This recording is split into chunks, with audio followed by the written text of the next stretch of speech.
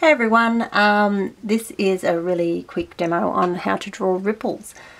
First of all, I start off with my grid, and then I'm going to draw S shapes across the diagonal of each square.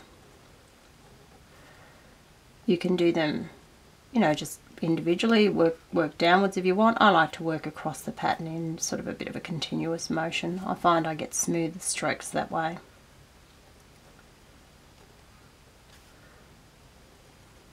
Okay, so I've got all my S strokes in, and you'll notice if I have a look where the stroke comes into the corner of the square, one side is closer, this side, than the other side, and that's where my pattern starts. So just do 1, 2, 3.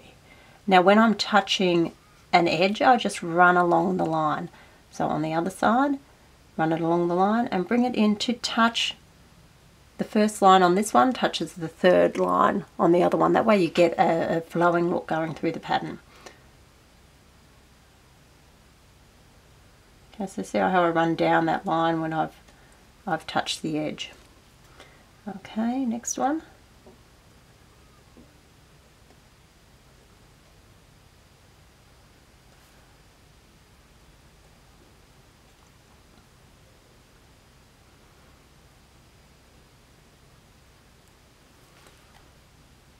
Just do one row.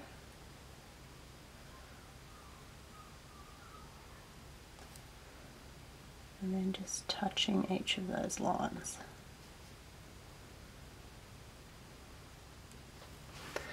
Running them along the line there too helps it sort of have the continuation with the pattern above it as well. Now if I want to colour these in and make it look like it's sort of a ripple flowing through the design, I'm just going to colour in that one and then bring that down around into this one.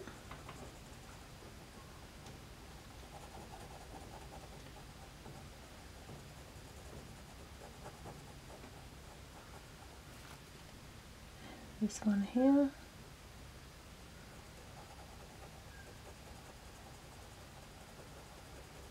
So you could also use stripes or any sort of pattern or colour.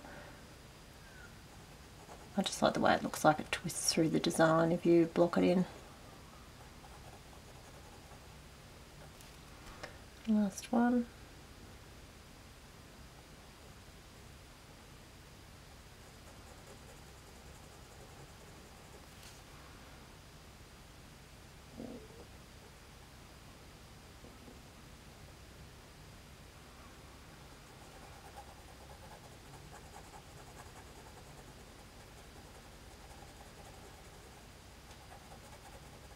Okay, so you can see how it has that effect as if it's kind of continuing through the design.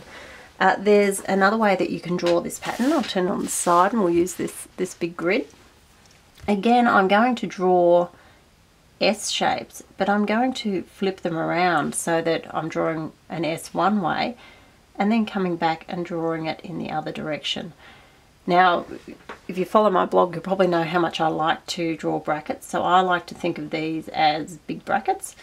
It just makes them easier for me to draw.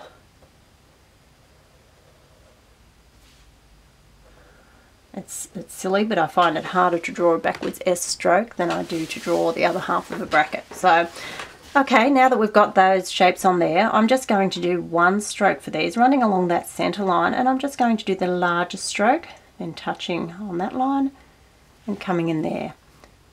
Then on the other side and touching in there. See how it looks like a heart shape?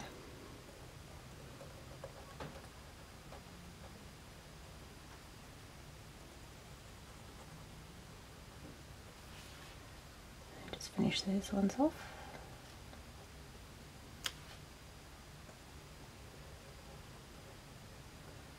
Then I'm going to flip it around and just repeat for the other side. It's important to go along the center line a little bit so that you have that connection between both strokes so that it looks like a heart. Yeah, otherwise it wouldn't be as effective. These are kind of like a bit of a skew yin-yang shape as well.